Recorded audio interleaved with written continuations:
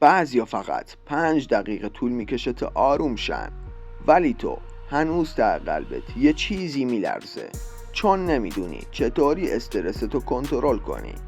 ولی توی این ویدیو 5 راهو میگم که واقعا جواب میدن. همین امروز امتحانشون کن. تا حالا شده صبح بیدار شی و حس کنی یه غبار سنگین نشسته رو فکرت، نه دلیلشو میدونی نه میتونی کاریش کنی؟ این همون استرس مخفی روزمره است، قاتل بی صدا.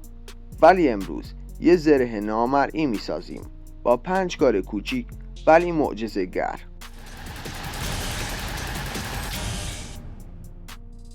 قانون 1: 3 تنفس آگاهانه. فقط 3 بار خیلی عمیق نفس بکش، دم، حبس، بازدم. این کار سیستم عصبی بدنتو از حالت جنگ و فرار میبره تو حالت آرامش. خیلی ساده است ولی فوق العاده قویه. قانون 2: بنویسش بندازش دور.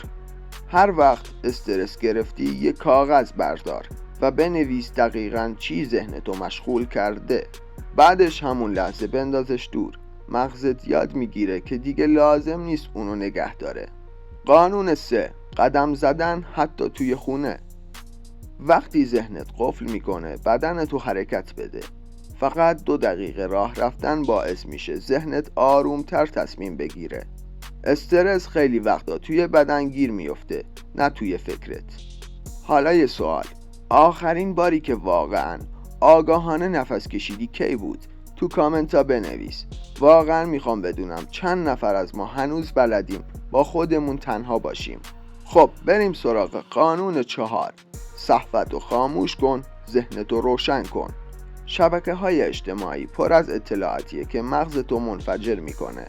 فقط 20 دقیقه دوری از موبایل توی اوج استرس باعث میشه ذهنت دوباره مرکز رو پیدا کنه. قانون 5: استرس یا گرسنگی یا خستگی. بعضی وقتا فکر میکنی استرس داری، ولی واقعیتش اینه فقط خسته ای یا تشنه ای.